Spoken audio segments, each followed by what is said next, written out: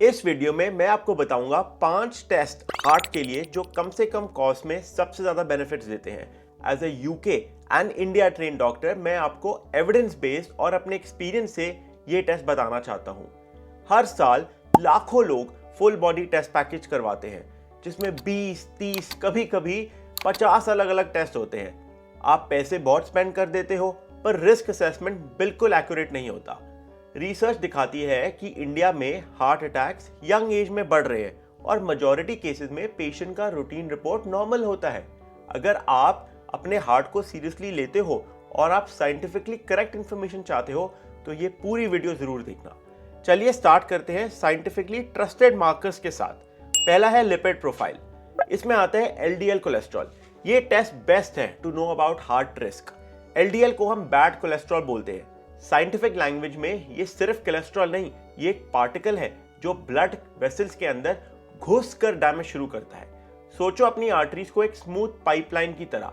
जब एलडीएल ज्यादा होता है ये पाइपलाइन के वॉल्स के अंदर जाकर चिपकने लगता है। फिर बॉडी उस चिपके हुए एलडीएल को डेंजर सिग्नल समझकर इन्फ्लेमेशन स्टार्ट कर देती है। धीरे धीरे वहां प्लाक बनता है जैसे सीमेंट का लेयर।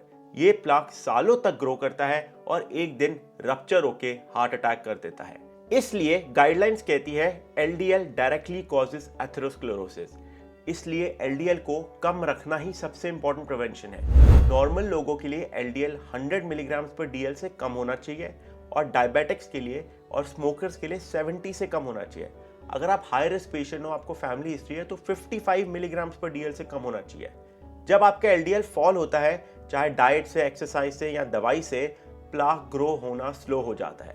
कई स्टडीज ने दिखाया है कि एलडीएल कम करना ही सबसे powerful heart attack prevention strategy है।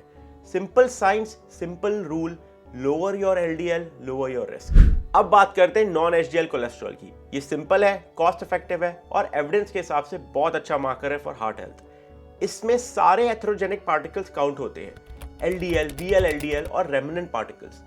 एसीसी और यूरोपियन गाइडलाइंस नॉन एचडीएल को सेकेंडरी टारगेट के रूप में रेकमेंड करता है, स्पेशली जब ट्राइग्लिसराइड्स हाई हो। आपका एलडीएल नॉर्मल हो सकता है पर अगर नॉन एचडीएल हाई है तो आर्टरी वॉल पे प्रेशर स्टिल हाई रहेगा। ये रूटीन पैकेजेस में मिस हो जाता है। नॉन एचडीएल को कंसिडर करना स्पेशली इंपॉर्टेंट है डायबिटिक्स में, स्मोकर्स में और उन लोगों में जिनका लाइफस्टाइल सेडेंटरी हो। अब बात करते हैं ट्राइग्लिसराइड्स की। ट्राइग्लिसराइड्स को आप बॉडी का शुगर स्टोरेज टैंक समझ सकते हैं। जब हम ज्यादा शुगर, चाय, कोल्ड ड्रिंक्स, मिठाई या रिफाइंड कार्ब्स खाते हैं, बॉडी उन सबको तुरंत एनर्जी नहीं बना पाती। जो एक्स्ट्रा होता है वो लिवर एक सिंपल ट्रिक से हैंडल करता है। उस शुगर को फैट ड्रॉपलेट्स में कन्वर्ट करके ब्लड स्ट्रीम में भेज देता है। ये ही ड्रॉपलेट्स ट्राइग्लिसराइड्स होते हैं। इसलिए ट्राइग्लिसराइड हाई होना सिर्फ फैट इशू नहीं, ये एक मेटाबॉलिक वार्निंग है। आपकी बॉडी शुगर को झेल नहीं पा रही। साइंटिफिक स्टडीज ने दिखाया है कि high triglycerides insulin resistance, fatty liver और मेटाबॉलिक सिंड्रोम का स्ट्रॉन्गेस्ट हेल्थ इंडिकेटर है। यानी कि हार्ट डिजीज अभी शायद दिख ही नहीं है पर उसका फाउंडेशन तैयार हो चुका है। नॉर्मल रेंज 150 मिलीग्राम पर डीएल होती है, उससे कम। 150-200 बॉर्डरलाइन हाई, 200-500 डेंजरस और अबव 500 पैंक्रेटाइटिस जैसी इमरजेंसी का रिस्क देता है।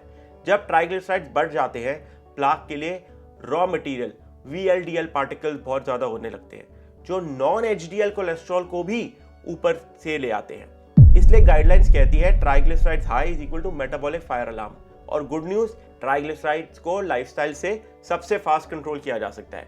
शुगर कम, कार्ब्स मॉडरेट, डेली वॉक और वेट कंट्रोल, और ट्राइग्लिसराइड्स लिटरली वीक्स में ड्रॉप कर सकते हैं। अब बात करते हैं एचडीएल की। ये गुड कोलेस्ट्रॉल है और इसका टारगेट 40 से ऊपर होना चाहिए। मैं यहाँ पर एक स्कोर बताना चाहता हूँ, क्यूरिस स्कोर। आप स्क्रीन पे देख सकते हैं। क्यूरिस स्कोर एक कैलकुलेटर है जो आपको अगले 10 साल में हार्ट अटैक या स्ट्रोक होने का चांस एस्टिमेट करता है based on real world UK population data. इसमें blood pressure, cholesterol, age, smoking, diabetes, family history, ethnicity, even BMI और किडनी डिजीज तक का इंक्लूजन होता है। इसलिए ये रिस्क को काफी एक्यूरेटली कैप्चर करता है। अगर क्यूरिस 10% से ऊपर है तो गाइडलाइन स्ट्रॉन्ग रिकमेंडेशन देती है कि आपको स्टैटिन और लाइफस्टाइल दोनों अग्रेसिवली स्टार्ट करना चाहिए। लो स्कोर मतलब अभी रिस्क कम है, बट हाई स्कोर मतलब प्लाक साइलेंटली बिल्ड हो रहा है। सिंपल वर्ड्स में, QRISK is the road map that tells you where your heart is heading in the next decade.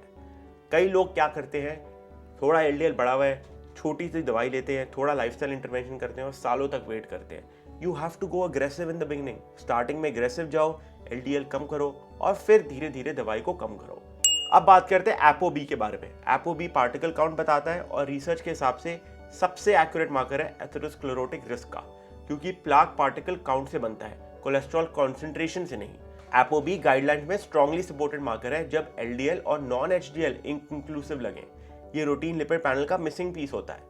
एपोबी high होना मतलब आपके ब्लड में बहुत सारे ऐसे पार्टिकल सर्कुलेट कर रहे हैं जो आर्टरी वॉल के अंदर डिपॉजिट होकर प्लाक फॉर्म कर रहे हैं। स्पेशली उनके लिए क्रिटिकल है जिनको फैमिली में अर्ली हार्ट अटैक हुआ है। अब बात करते हैं सीआरपी की, हाई सेंसिटिविटी सीआरपी की, एचएससीआरपी बोलते हैं इसको। एचएससीआरपी इन्फ्लेमेशन स्कोर है जिससे गाइडलाइंस रेकमेंड करते हैं इंटरमीडिएट रिस्क पेशेंट्स में। इन्फ्लेमेशन प्लाक को अनस्टेबल बनाता है और अनस्टेबल प्लाक रप्चर सबसे कॉमन कॉज है सडन हार्ट अटैक का। हाई सेंसिटिव सीआरपी का रेंज लेस देन 1 लो है, 1 to 3 एवरेज और 3 से ऊपर हाई इन्फ्लेमेटरी रिस्क है। अगर हाई सेंसिटिव सीआरपी हाई है, चाहे कोलेस्ट्रॉल नॉर्मल क्यों हो, हार्ट अटैक का रिस्क स्टैटिस्टिकली एलिवेटेड होता है। अगर वैल्यू 10 से ऊपर आए तो रिपीट कराना चाहिए, क्योंकि एक्यूट इन्फेक्शन में भी बढ़ सकता है। ये टेस्ट हेल्प करता है डिसाइड करने में कि स्टैटिन की जरूरत है या नहीं। ये आपको डायरेक्टली हार्ट के बारे में इतना नहीं बताता, बट हमें हेल्प करता है बताने के लिए कि आपका एचआरसीआरपी बढ़ा हुआ है, एलडीएल बढ़ा हुआ है, फैमिली हिस्ट्री हार्ट डिजीज की, स्टैटिन की जरूरत हो सकती है। अब बात करते हैं एलपीए की या लाइपोप्रोटीन ए की। एक ऐसा कोलेस्ट्रॉल पार्टिकल है जो आपकी बॉडी बनाती है, आप खुद नहीं। यानी ना डाइट, ना एक्सरसाइज, ना सप्लीमेंट्स, कोई भी इसको नेचुरली कंट्रोल नहीं कर सकता। इसलिए हम इसे जेनेटिक टाइम बॉम्ब बोलते हैं। इमेजिन करिए एक पर्सन जिसे पता ही नहीं पर उनके ब्लड वेसल्स के अंदर extra sticky version of LDL circulate कर रहा है। ये कंप्लीटली साइलेंट होता है, कोई सिम्टम नहीं देता, कोई वार्निंग नहीं। लेकिन साइंटिफिक स्टडीज दिखाती है कि हाई एलपीए प्लाक को मोर डेंजरस, मोर इन्फ्लेमेटरी और ज्यादा रप्चर प्रोन बना देता है, और प्लाक रप्चर ही हार्ट अटैक ट्रिगर करता है। मोस्ट इंडियंस को पता ही नहीं है कि हम जेनेटिकली एलपीए एलिवेशन के लिए हाई रिस्क पॉपुलेशन में हैं। नॉर्मल एलपीए 30 मिलीग्राम पर डीएल से कम होता है, 30 to 50 border line, more than 50 high risk और above 70 very high risk. Above 70 ये वो ग्रुप है जहाँ प्रीमेच्योर हार्ट अटैक्स 40s और इवन 30s का रिस्क सिग्निफिकेंटली बढ़ जाता है। ये टेस्ट एक बार लाइफ में करना काफ़ी होता है क्योंकि ये वैल्यू चेंज नहीं होती, लेकिन ये एक बार का रीडिंग आपके एंटायर प्रिवेंटिव स्ट्रैटेजी को चेंज कर सकता है। अगर एलपीए हाई है तो एचडीएल टारगेट्स और स्ट्रिक्ट होनी चाहिए, 70 नहीं 55 मिलीग्राम पर डीएल से नीचे। एक्सरसाइज, डाइट और स्टैटिन से एलपीए खुद कम नहीं होता, पर आपका ओवरऑल रिस्क ड्रामेटिकली कम होता है जब आप अपना एलडीएल एग्रेसिवली कंट्रोल करते हैं। एलपीए को कम करने के लिए अभी कोई प्रूवन दवाई नहीं है, बट इस पे रिसर्च चल रही है। Silent, genetic, unpredictable, that is LPA, and knowing it early is often the difference between prevention and surprise. अब बात करते हैं कैल्शियम स्कोर की। इसको सीटीसीए भी बोला जा रहा है, कोरोनरी कैल्शियम स्कोर भी बोला जाता है, या फिर सीएससी स्कोर। ये एक ऐसा टेस्ट है जो हमें आपके हार्ट के फ्यूचर का प्रीव्यू देता है, बिल्कुल एक ट्रेलर की तरह। इमेजिन करें आर्टरीज को हम नॉर्मली सिर्फ ब्लड टेस्ट से जज करते हैं, एलडीएल, एचडीएल, ट्राइग्लिसराइड सब नंबर्स होते हैं, लेकिन कभी कभी रियल डेंजर नंबर्स में नहीं होता, वॉल्स के अंदर सीमेंट जैसी लेयर्स में होता है। सीएससी स्कोर एक स्पेशल सीटी स्कैन होता है जो उन कैल्शियम डिपॉजिट्स को डिटेक्ट करता है जो प्लाक के साथ साथ टाइम के साथ हार्ड हो चुके होते हैं। यानी कि ये वो प्लाक है जो आपकी आर्टरीज में ऑलरेडी असेंबल हो चुका है, साइलेंट, इनविजिबल पर डेंजरस। साइंटिफिकली प्लाक में कैल्शियम होना मतलब एथेरोस्क्लेरोसिस का प्रूफ, आपकी आर्टरीज में नैरोइंग शुरू हो चुकी है। इसलिए गाइडलाइंस कहती है CSC score is the most accurate non invasive test to detect early heart disease. Score का मीनिंग सीएससी 0 आपका रिस्क एक्सट्रीमली लो, ये क्लीन स्लेट होता है। 5 to 10 years हार्ट अटैक का रिस्क बहुत कम, 1 to 99 माइल्ड प्लाक रिस्क बढ़ा हुआ है, स्पेशली अगर एज 55 से कम है। 100 to 300 moderate plaque, strong recommendation for statin therapy. More than 300 high plaque burden, heart attack का रिस्क सिग्निफिकेंटली ज्यादा है, अग्रेसिव ट्रीटमेंट की जरूरत है। इस टेस्ट की ब्यूटी ये है कि ये गेस वर्क रिमूव कर देता है। कभी कभी ब्लड टेस्ट नॉर्मल होते हैं पर सीएससी स्कोर ट्रुथ दिखा देता है, प्लाक साइलेंटली बिल्ड हो रहा होता है। और कभी कभी ब्लड रिपोर्ट स्कैरी लगती है पर सीएससी स्कोर 0 होता है, मीनिंग रिस्क एक्चुअली लो है। सीएससी स्कोर स्पेशली उन लोगों के लिए हेल्पफुल है जिनकी लिपिड वैल्यूज बॉर्डर लाइन है, या फैमिली हिस्ट्री बहुत स्ट्रॉन्ग है, या डॉक्टर को डाउट है और उन्होंने रेकमेंड किया है। एक और बेनिफिट है कि ये पेशेंट की आंख खोल देता है। स्टडी ने दिखाया है कि सीएससी स्कोर कराने वाले पेशेंट्स में हार्ट अटैक कम होता है क्योंकि वो रिस्क पहले समझते हैं और लाइफस्टाइल चेंजेस पहले कर लेते हैं। कैल्शियम स्कोर से हार्ट अटैक कम नहीं होता, कैल्शियम स्कोर आपकी आंख खोल देता है। If you like this video please hit the like button. Also comment करो अगर कुछ आपने नया सीखा हो, because your time is valuable and मेरी कोशिश है कि आपको मैं न्यू इन्फॉर्मेशन दे सकूं ताकि आपका टाइम भी वर्थ इट। जब हम हार्ट डिजीज की बात करते हैं लोग सिर्फ एक चीज देखते हैं, कोलेस्ट्रॉल, लेकिन साइंस क्लियरली दिखाता है कि कोलेस्ट्रॉल नॉर्मल होने के बाद भी हार्ट अटैक का रिस्क सिग्निफिकेंटली हाई हो सकता है। ये वही हिडन रिस्क है जो रूटीन पैकेजेस में कभी कभी रिवील नहीं होते। सबसे पहला हिडन रिस्क है, जैसे हमने बात की है, ApoB और LPA जैसे मार्कर्स बताते हैं कि ब्लड में कितने एथेरोजेनिक पार्टिकल सर्कुलेट कर रहे हैं। अगर इन पार्टिकल्स की क्वांटिटी हाई हो तो प्लाक फॉर्मेशन एक्सेलरेट होता है, चाहे LDL नंबर नॉर्मल हो। ये रिस्क स्पेशली उन लोगों में कॉमन है जिनके फैमिली मेंबर्स को अर्ली हार्ट अटैक हो चुका है। जेनेटिक्स साइलेंटली रिस्क बढ़ा देता है और रूटीन टेस्ट इस पिक्चर को डिस्टॉर्ट कर सकता है। अब दो और कुछ टेस्ट देखते हैं जो एविडेंस के हिसाब से इतने यूजफुल नहीं है रूटीन टेस्टिंग के लिए। ट्रोपोनिन को समझने के लिए एक सिंपल एनालॉजी काफी है। ये हार्ट का बर्गलर अलार्म होता है। जब दिल की मसल डैमेज होती है, जैसे heart attack, myocarditis, severe strain, तब ये अलार्म बज जाता है। ट्रोपोनिन I या ट्रोपोनिन T दोनों प्रोटीन सिर्फ तब ब्लड स्ट्रीम में लीक करते हैं जब एक्चुअल इंजरी चल रही होती है।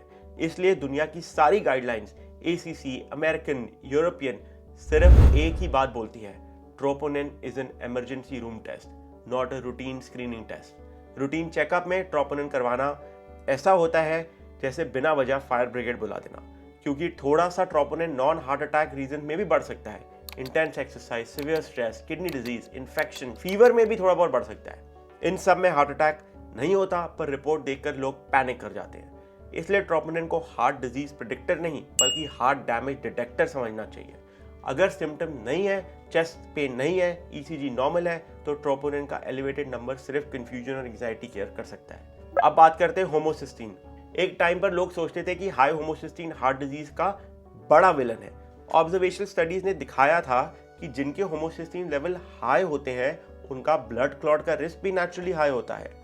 नेचुरली सबको लगता है इसको कम करो, रिस्क कम हो जाएगा, लेकिन जब क्लिनिकल ट्रायल्स किए गए जिसमें पेशेंट्स को फॉलिक एसिड, B12 और B6 सप्लीमेंट्स दिए गए, होमोसिस्टीन कम करने के लिए एक शॉकिंग चीज समझ आई। होमोसिस्टीन तो कम हुआ पर उनके हार्ट अटैक का रिस्क कम नहीं हुआ। आज के गाइडलाइंस क्लियरली कहते हैं होमोसिस्टीन रूटीन हार्ट टेस्टिंग में रेकमेंडेड नहीं है, क्योंकि इसका एलिवेशन अगर रिस्क भी बताता हो तो उसको ट्रीट करने का कोई प्रूवन बेनिफिट नहीं है। माइल्ड एलिवेशन 15 to 30 माइक्रोमोल्स पर लीटर अक्सर B12 या फॉलेट डेफिशिएंसी में होती है और severe elevation more than 30 rare metabolic disorders में होती है। अगर किसी को रिकरेंट क्लॉट्स, न्यूरोलॉजिकल सिम्टम या अनएक्सप्लेन्ड B12 डेफिशिएंसी हो तब होमोसिस्टीन का टेस्ट बनता है, लेकिन हार्ट डिजीज के रिस्क प्रिवेंशन के लिए इसका कोई मीनिंग नहीं है। फिर भी सारे रूटीन पैकेजेस इसको बेच रहे हैं बताने के लिए कि ये आपका हार्ट डिजीज का रिस्क प्रेडिक्ट करता है। ये गलत है। अब कुछ टेस्ट बात करते हैं जो नॉन हार्ट रिलेटेड है। विटामिन डी सिर्फ बोन्स के लिए नहीं इंपॉर्टेंट, ये कैल्शियम मेटाबॉलिज्म को रेगुलेट करता है। जब विटामिन डी लो होता है तो कैल्शियम सॉफ्ट टिश्यूज में डिपॉजिट होता है जिसमें आर्टरीज भी शामिल है। इससे वैस्कुलर कैल्सिफिकेशन एक्सेलरेट होती है जो एथेरोस्क्लेरोसिस का अर्ली इंडिकेटर है। HbA1c को आप अपने ब्लड शुगर का 3 मंथ रिपोर्ट कार्ड समझ सकते हैं, पर इसकी कहानी सिर्फ डायबिटीज तक लिमिटेड नहीं है, ये डायरेक्ट हार्ट डिजीज का रिस्क भी प्रिडिक्ट करता है। जब HbA1c हाई होता है इसका मतलब आपका ब्लड शुगर कंसिस्टेंटली एलिवेटेड है और वो एक्स्ट्रा शुगर आपके ब्लड वेसल को माइक्रोस्कोपिक लेवल पर डैमेज कर रहा है। इमेजिन करें कि आपकी आर्टरीज एक स्मूथ पाइपलाइन की तरह है, पर हाई शुगर उन पाइपलाइंस को धीरे धीरे खा रहा है।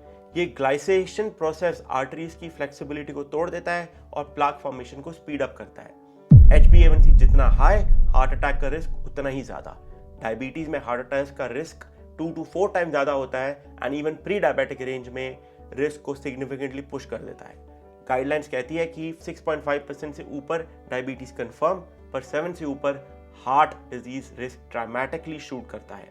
यानी अगर आपका HbA1c 7.58% चल रहा है तो चाहे आप फिजिकली फिट दिखते हो, अंदर आर्टरीज में साइलेंट इन्फ्लेमेशन और प्लाक बिल्डअप का प्रोसेस ऑलरेडी स्टार्ट हो चुका है। गुड न्यूज, HbA1c उन फ्यू मार्कर्स में एक है जो लाइफस्टाइल और मेडिसिन से जेन्युइनली रिवर्स हो सकता है। Weight loss, walking, carbs control और टाइट मेडिकेशन से HbA1c गिरता है और साथ में हार्ट अटैक का रिस्क भी गिरता है। In short, control your sugar and you can protect your heart. Ignore it and your arteries will pay the price. इस वीडियो का गोल सिर्फ इंफॉर्मेशन देना नहीं था, बल्कि आपको साइंटिफिकली एम्पावर करना था। हार्ट प्रिवेंशन सिर्फ मेडिकेशन से नहीं होता, बल्कि करेक्ट रिस्क आइडेंटिफिकेशन से होता है। और रिस्क आइडेंटिफिकेशन तभी परफेक्ट होता है जब आप उन बायोमार्कर्स को समझते हैं जो रियल डिजीज मैकेनिज्म रिफ्लेक्ट करता है, not the ones included in some random package. अब जब आपको पता चल गया है ApoB पार्टिकल काउंट दिखाता है, LPA जेनेटिक रिस्क रिवील करता है, हाई सेंसिटिविटी CRP इन्फ्लेमेशन बताता है, non HDL total atherogenetic load measure करता है और calcium score plaque burden capture करता है, तो आप अपने हार्ट का फ्यूचर फार बेटर प्रेडिक्ट कर सकते। यही वो साइंटिफिक अप्रोच है जिससे एजुकेटेड पेशेंट्स अननेसेसरी टेस्टिंग से बचते हैं और एग्जैक्टली उन पैरामीटर्स पर फोकस करते हैं जो ग्लोबल कार्डियोलॉजी गाइडलाइन सपोर्ट करती है। इस इंफॉर्मेशन को मिस मत करना, क्योंकि सिम्टम स्टार्ट होने का मतलब होता है कि डिजीज ऑलरेडी एडवांस स्टेज पे है। प्रिवेंशन का रियल पावर अर्ली आइडेंटिफिकेशन में है। अगर आपको ये साइंटिफिक एक्सप्लेनेशन हेल्पफुल लगी, इंश्योर आप नेक्स्ट वीडियो जरूर देखें। सी यू सून। नमस्ते।